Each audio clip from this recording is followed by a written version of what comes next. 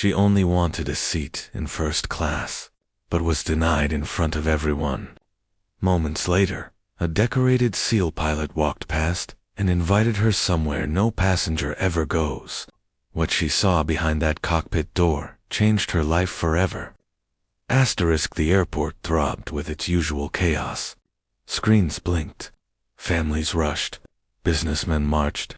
Isabella Roy stood quietly, clutching her boarding pass, heart pressed between nerves and quiet hope. She had promised herself that this trip would mean more than just another flight. The words slipped out before she could stop them. Are there any upgrades available tonight? To first class, maybe. The gate agent didn't look up. Keys clicked, eyes fixed on the monitor. Then a flat shake of the head. No upgrades. Next passenger, please. The dismissal cut sharper than she expected. She stepped aside just in time to see a suited man ask the same question and receive a smiling yes. His pass was exchanged for one gleaming with the promise of champagne and leather seats. Her cheeks burned. She walked the jet bridge with her economy pass like a brand of invisibility. The curtain dividing first class swayed as she passed, revealing rows of luxury she would never touch. Her seat was cramped, squeezed between strangers. She leaned against the window, pretending not to care. Yet deep inside, the rejection echoed. It wasn't about a chair or legroom. It was about being unseen, passed over once again, just as at work, at gatherings, in friendships. The intercom rattled with safety announcements. Engines wind alive. Isabella pressed her hand against her lap, staring at the seatbelt like it was another chain of limitation. And then, the aisle shifted. A ripple moved through passengers. Heads turned. Whispers spread. A tall man in a navy jacket walked with calm authority, insignias glinting under cabin lights. He carried presence like weight. He stopped at her row. His eyes, sharp yet softened with something warm, met hers. "You look like you could use a better view of this flight," he said. Isabella blinked. "Excuse me? Have you ever seen the cockpit?" Her heart jolted. "No. Never." "Then it's time you did." He extended a hand, palm steady. Whispers chased them as she rose. Flight attendants straightened at his presence. "Evening, Captain," one said respectfully. The reinforced door opened. Isabella stepped inside a room, glowing with amber and green, a heartbeat of blinking lights. Her breath caught. The SEAL pilot leaned close. "Not bad for a substitute upgrade, huh?" She laughed, nervous, disbelieving. For the first time that night, rejection loosened its grip. But when the cockpit door shut behind her, sealing her from the world, she realized she had stepped into a place that could change everything, and she had no idea if she was ready. The door clicked shut like a vault. Silence settled, thick with focus and possibility. Isabella stood frozen, staring at the walls of dials, glowing screens, switches that pulsed like veins of light. "I can't believe I'm standing here," she whispered. "Most don't," the pilot replied, lowering himself into the captain's chair. His voice carried calm steel. "But most don't ask for first class either." Her cheeks flushed. "You saw that?" "I see more than you think," he said. "The way you kept your composure, even after being brushed off, reminded me of soldiers I've known. Strength doesn't always shout. Sometimes it sits quietly." The words struck something deep.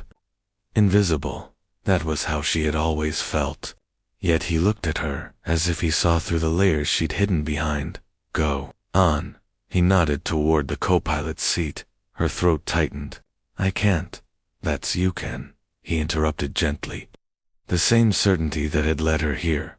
Her hands trembled as she lowered herself into the leather. From here, the runway stretched like a silver road into the unknown. Behind them, the crowded cabin disappeared. She swallowed. "Why me?" "Because you needed reminding," he said simply. "That denial at the counter wasn't the end of your story tonight. It was the opening act."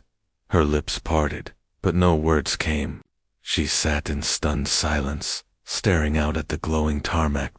Then, almost in a whisper, I thought my story tonight would be about how I couldn't even get an upgrade.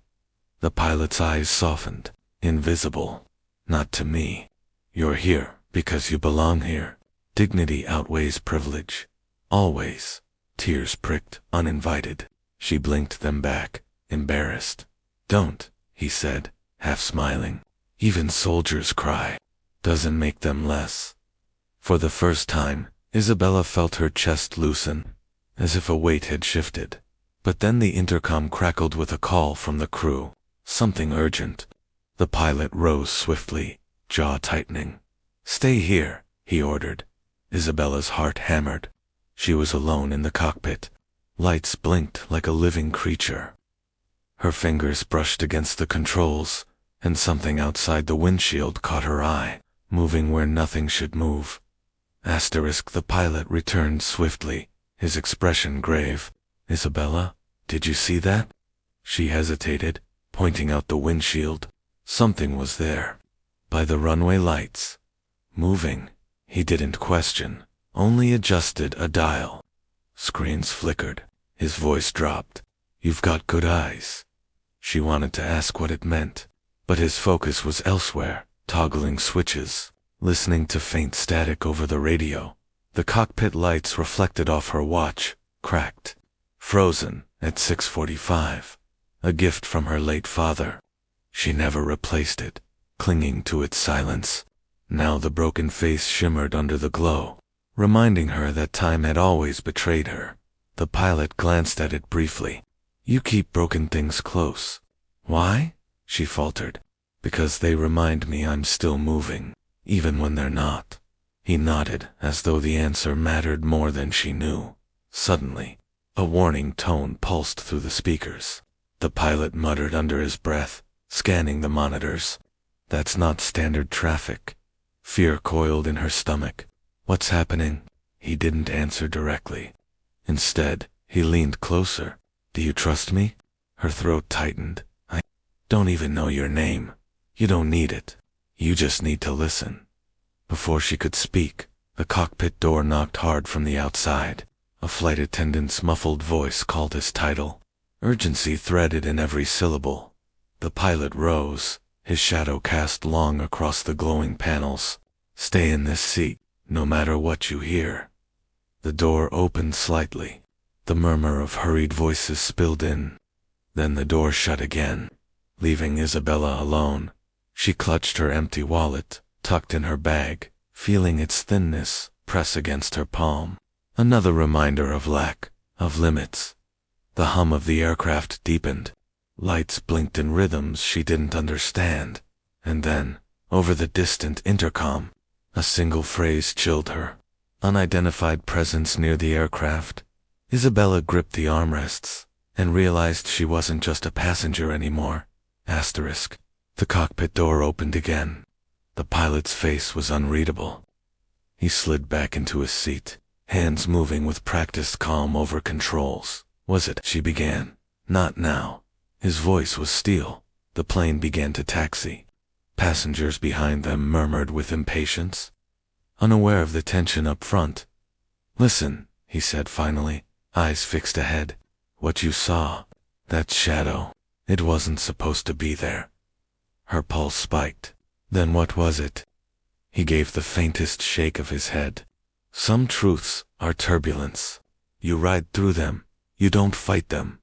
The words confused her, but his tone silenced further questions. The cockpit vibrated as engines roared alive.